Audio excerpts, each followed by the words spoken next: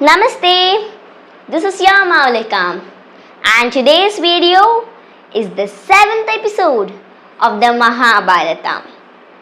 In the previous episode, we discussed that the match between the noble Arjuna and brave Karna was being postponed. And after that, Duryodhana's envy was growing heaps and heaps day by day. As he was thinking that the Pandavas, especially Yudhishthira, was like an obstacle between him and the throne of Hastinapura. And when the people sang praises of the Pandavas, Duryodhana could not take it anymore.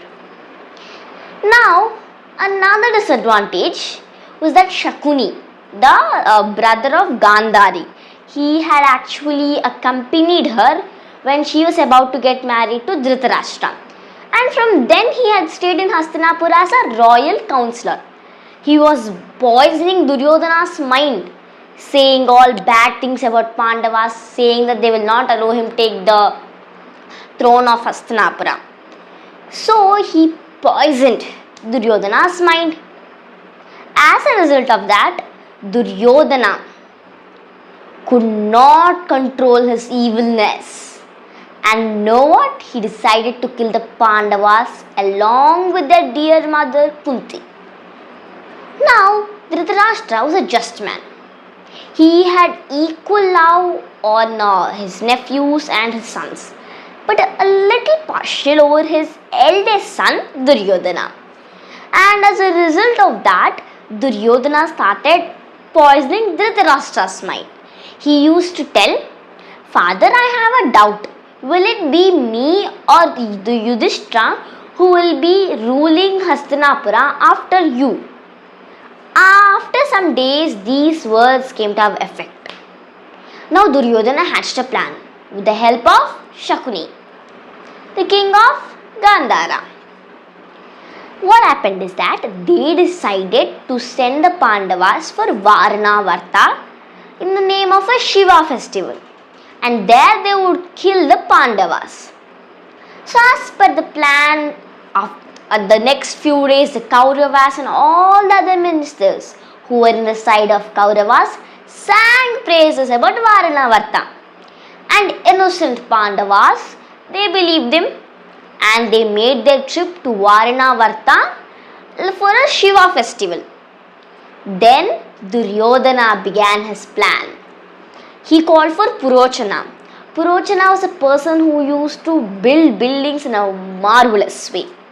And he told him, "Now listen, Purochana, you go to Varanavarta quickly and build a palace. Remember, it should look beautiful, but it should be made by wax, lac, straw and other materials which would get easily, when fire is there, they would easily get burnt." He told him, remember to make the furniture with dry wood. Now Purochana has got his instructions, so he left. Again Duryodhan said, "Remember, there should be one door to that whole palace, and your room must be just beside the door, so that when the time comes for the Pandavas to die, you will lock the door." Now Purochana was laughing. The plan was to set fire to the palace and kill the Pandavas. But as there's a saying, all walls have ears, especially when the most secret of secret messages is talking about, when a place is about servants and other people. Somehow Vidura had got a word about this evil plan. Vidura was the uncle of the Pandavas and the Kauravas. He was shocked to see and he realized that his brother Dhritarashtra and his sons had forgotten what is just. But he had no time to regret. He had to save the Pandavas. He pretended to accompany the Pandavas till Varanavarta. And then secretly he spoke to Yudhishthira in a rough mountain dialect. Actually, Yudhishthira, when he was small, he was staying in forest with his father Pandu and all his brothers. So they had learned the mountain dialect, and to make it even more very secure and to protect them, Vidura talked in riddles. He then told, "My dear son, please remember this." Then he told, "All sharp weapons are not made of steel, and the enemy of water cannot hurt those whose homes have secret doors and underground passages. A blind man never knows where he is going, but a person who is forewarned can even find his way in the dark with the stars leading him." Then Yudhishthira nodded and said, "Yes, uncle, I understood it. The meaning of this is, all sharp weapons are not made of steel. It means that the beautiful palace is very beautiful to see, but it is not made up of the normal things we use to build up a palace. It is made up of all these materials which we make like wax, lac and all. Then the enemy of water cannot hurt those whose homes have secret doors and underground passages." Vidura was telling that the enemy of water, that means fire, cannot hurt them if they make an underground passage or a tunnel to go and secret doors. So he forewarned them that fire is gonna be there and you have to be very careful. Then he told, a blind man doesn't know where he's going. Now you're like a blind man, you don't know where you're going. It's a very dangerous place. But a man who is forewarned can even find his way in the dark with the stars leading him. As you are forewarned, you will find your way out, and please make sure it is done. Now his brothers, Yudhishthira's brothers and Kunti Devi, they could not understand it. Back in the palace, when they went to that Varanavarta, that palace, Yudhishthira told them. Bhima, of course, he was the most impatient one in them. He was telling, "Let's kill Purochana. Let's make an escape." Then Yudhishthira said, "My dear brother, you need to learn strategy.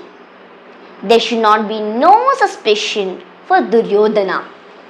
And for that, the Pandavas sang praises about the palace. Purochana laughed, thinking about the folly of the Pandavas. And then a man came.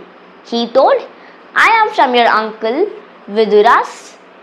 I am a spy of him, and he has told me to help you. What should I do?" Then Yudhishthira said, "Go to the banks of any river and just dig a tunnel and make sure it's connected here." They were shocked. The Pandavas were shocked to see stools and all those things, very inviting places, in the most dangerous spots.